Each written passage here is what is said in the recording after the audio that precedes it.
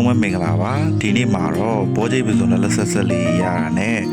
သသားမီးလေးကိုကြိုက်တဲ့ပစုံတန်ပူရာကြော်လေးကိုအိမ်မှာပဲအလွယ်တကူလှုပ်ရှားလို့ရအောင်ကြော်ပြပါမယ်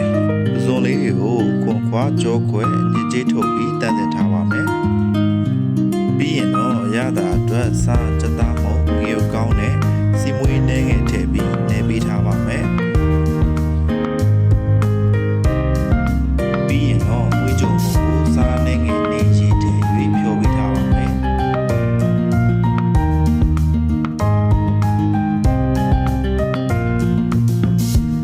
ဖြောပြီးသားမုံနဲ့ထည့်လို့ရလာတဲ့အခါတော့ပစုံလေးတွေထည့်ထားပေးပါ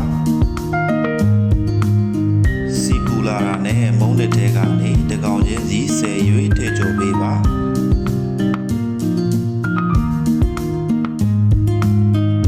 စီပူပူတွေကိုထည့်ပြီးပေးခြင်းတမ်းမမွေပဲခဏလောက်စောင့်ပြီးရွှေဝါရောင်လေးတန်းလာတဲ့အထိကြောပေးပါ